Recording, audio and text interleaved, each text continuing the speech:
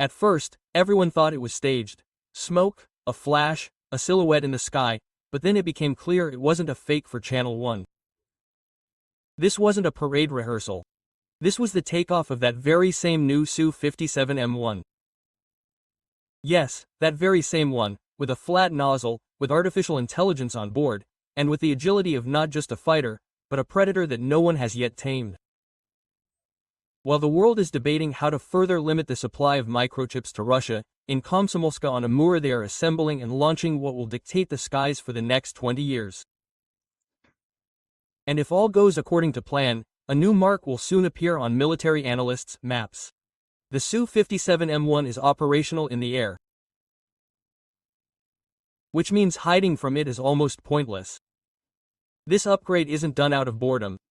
There is a specific calculation behind it. A new platform, a new brain, a new engine. A more accurate strike, a faster reaction time, and almost zero visibility. America, with its F-22 and F-35, looks like a guest from the last exhibition. We have a prototype of the future, and it's no longer just on paper. Remember what old military reports looked like? Numbers, coordinates, meaningless reports. Now look. Almaz anti-concern. Delivery of counter-battery weapons and Buk M3 air defense systems ahead of schedule. A plant in Kamchatka has opened. A pharmaceutical plant has been launched in Kazan. Tomsk Oblast waste processing. Mordovia feed. Arlovsk Oblast seeds. Kaluga Dairy Genetics Center. All this isn't just for the sake of press releases. These are the pillars on which military, food, and technological security is built. If you don't get it, count how many countries can issue such a list in 1 week. A Project 03141 Krabalov has been launched at the Vostochny shipyard. Funny, right?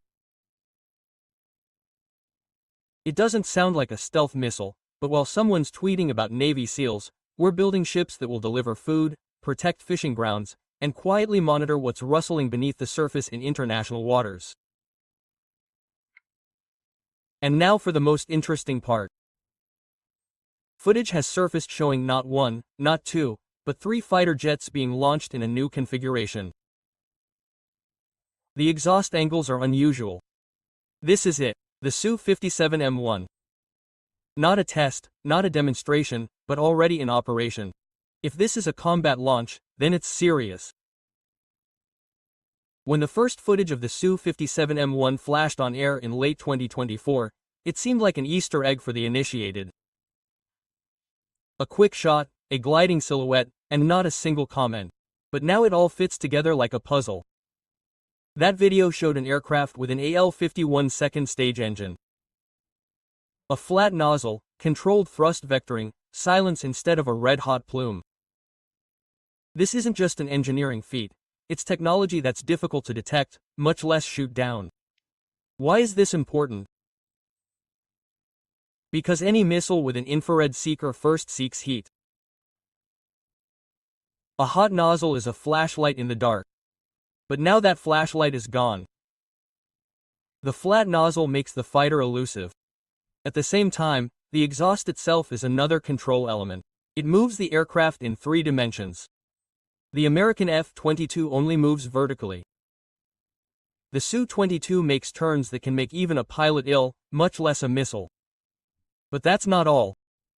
The new Su-2 has an enhanced radar with an active phased antenna array.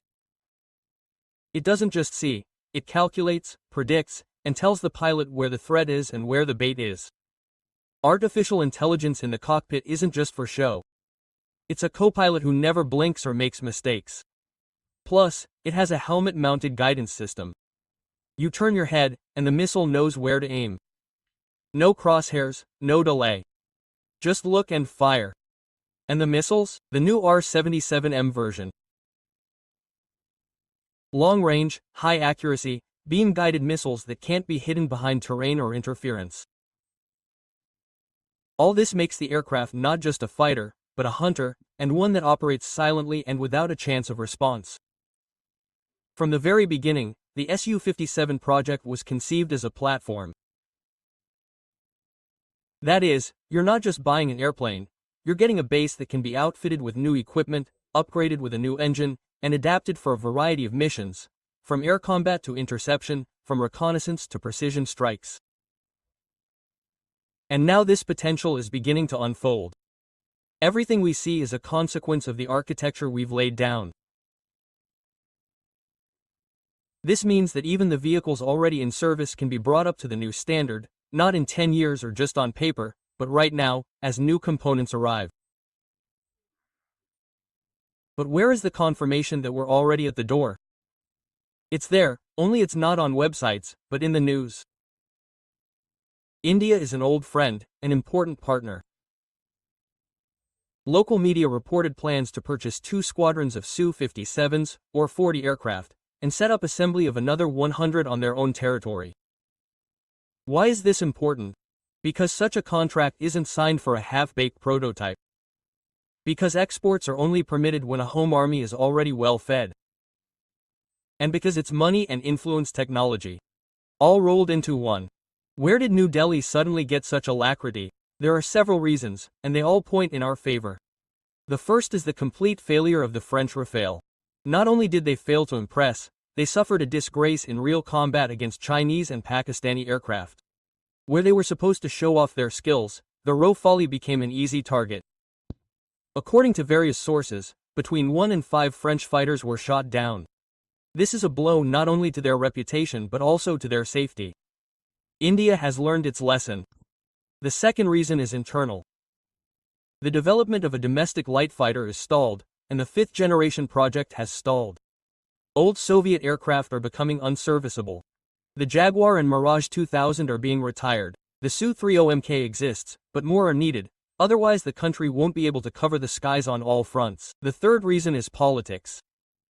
Donald Trump managed to quarrel with Newell so much that even with the change of administration, the aftertaste remains. They don't want to buy American aircraft, let alone Chinese ones. Russia remains, and here's a gift from fate. Our Su-27 is no longer a concept, but a reality, and it has real combat experience. This is important.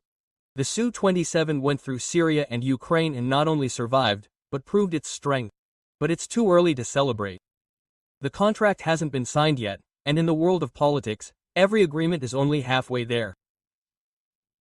However, a closer look at the details makes it clear. Everything is moving in that direction. Firstly, Vladimir Putin is scheduled to visit India this December, and the agenda already includes mentions of major defense agreements. This isn't an exchange of souvenirs. These are deals that will change the balance of power in the region. Indian Prime Minister Narendra Modi is no stranger to geopolitics either. He firmly defended his right to cooperate with Russia, even when Donald Trump imposed tariffs and openly pressured him. Such things don't happen lightly. This is laying the groundwork for a major contract. Secondly, Russia has already officially announced that the first foreign customer will receive the Su-57 by 2025. No, maybe, not if everything goes well, but definitely will. In other words, the vehicles are already being prepared, and most likely, we're talking specifically about India. Third, this summer, news surfaced about the launch of a third production line for these fighters at the aircraft plant in Komsomolsk-on-Amur. A production line isn't a hangar with a wrench. It's a cycle into which billions have been invested, fine-tuned for mass production. And if a third line is launched, it means demand either already exists or will definitely exist. There are no coincidences here, but this raises an important question. Are we giving away too much? Will our aerospace forces be able to provide for themselves if some production is exported? Where's the guarantee that we won't be left holding the bag while our partners copy and build? And here's where the trump card comes in. A sale isn't a loss. It's an investment in ourselves. When a defense plant receives money from an export order, it doesn't tuck it away. It hires new people, expands capacity, purchases materials, and modernizes equipment. This is a direct way to develop the defense industry, even if the state doesn't have the resources to buy hundreds of new aircraft at once. The system works on the principle, sell one, produce two. This is how Russia survived in the 1990s, when tank exports to India kept entire defense industries afloat. Back then, no one bought out of friendship. They bought because the equipment worked. Now history is repeating itself. The Su-30MK, sold to India, funded the development of the Su-57, and now the sale of the Su-57 will allow the Su-57M1 to be completed. It's not a vicious circle, but an evolutionary chain. Each deal is a step toward the next generation. And when the news talks about the possible sale of the latest fighters, it's a signal not only abroad but also domestically. We are confident that we will do even better. Russia usually sells the latest equipment only when it already has something new in its pocket. Not out of poverty, but out of confidence. If the Su-57 is being exported, it means the Su-57M1 is almost ready. Perhaps it's already flying. Perhaps the first aircraft are already being tested in restricted areas. No one will say this directly. But if you look at the chain of events, everything becomes obvious. And, of course, the question remains, how many of these aircraft do we already have? There are no official statistics, and there never will be. This is war, and numbers are also a weapon. But Western sources claim that the Russian aerospace forces have about 40 Su-57s and about 200 Su-34s in service.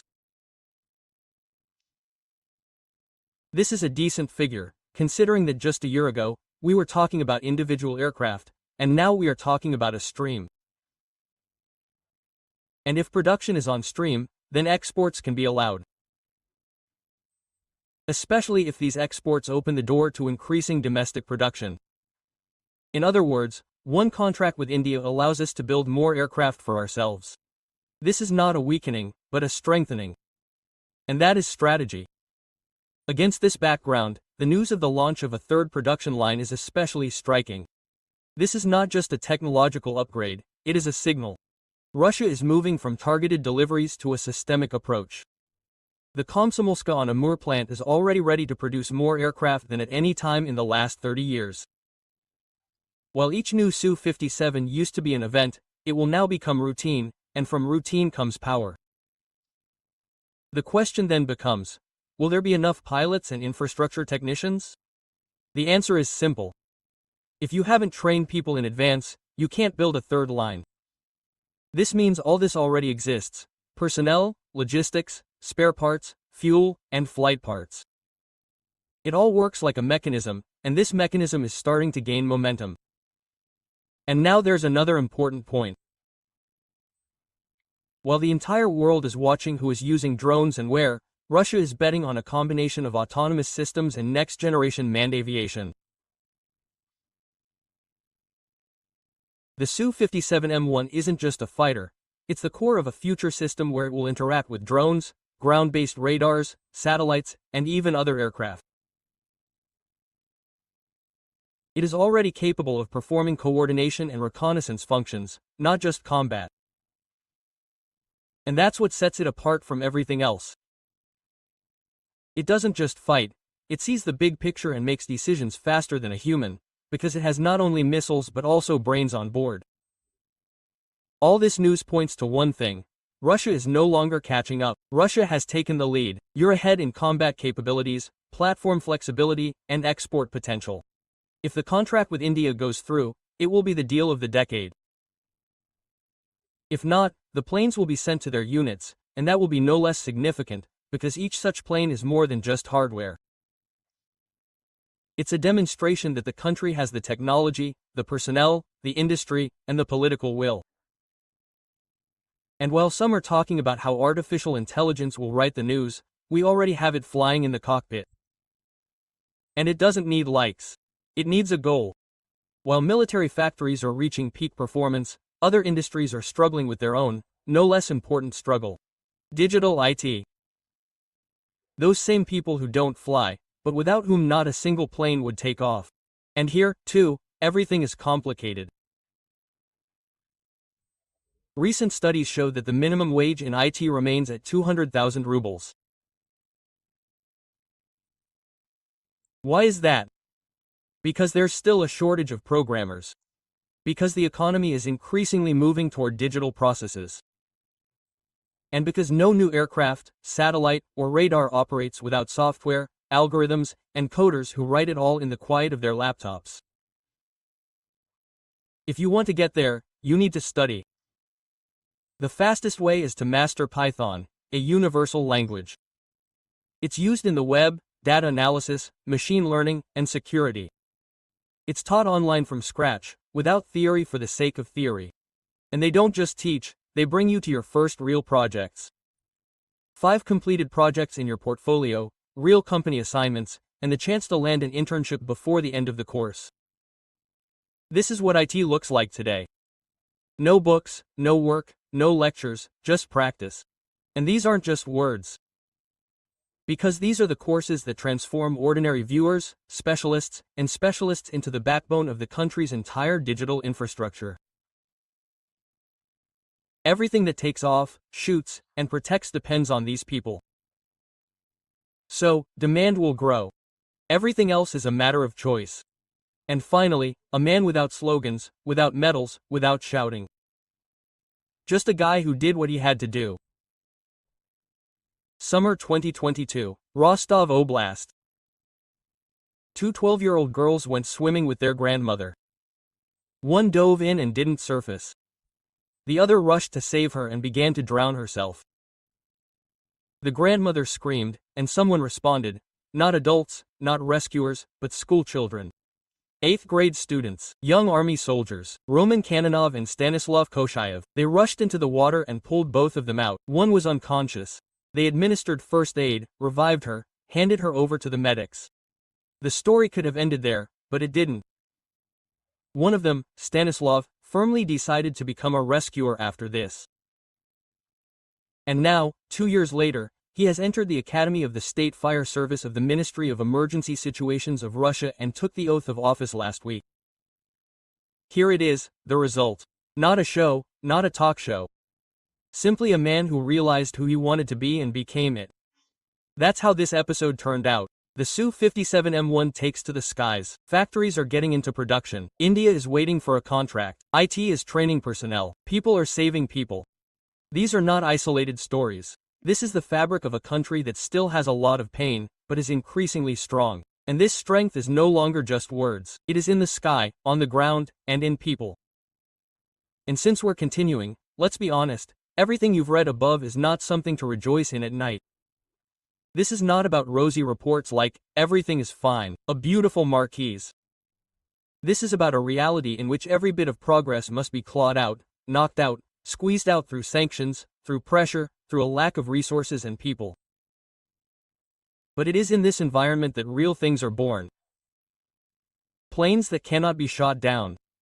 Factories that don't close, but on the contrary, open.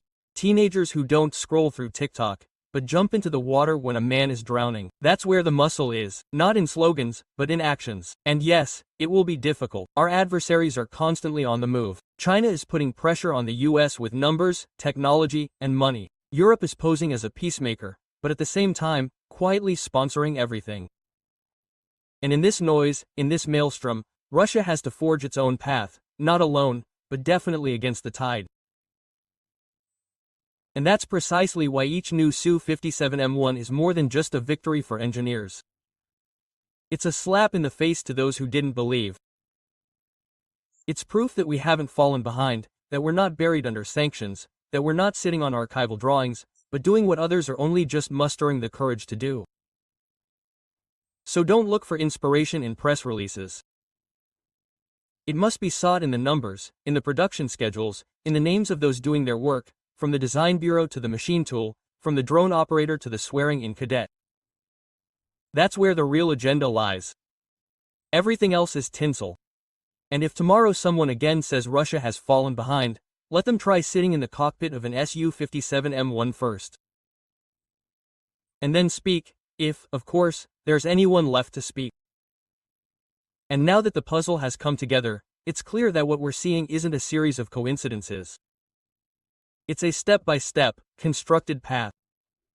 From design to metal, from metal to the sky to export, from contractors to the future. The Su-57M1 isn't an airplane with a fancy nozzle. It's a symbol that the country, despite everything, is moving forward, and moving toward where many no longer believed it could go. Some may have expected us to repair old aircraft until we were blue in the face, but it turns out we're assembling new ones. And not just for ourselves. It's growth with a purpose, with the potential for scalability. But technology is hardware, and behind the hardware are people. From Rostov to Komsomolska, from the workshop to the launch site, from the young army soldier to the pilot. They are the ones who, every day, do what doesn't fit into a television schedule.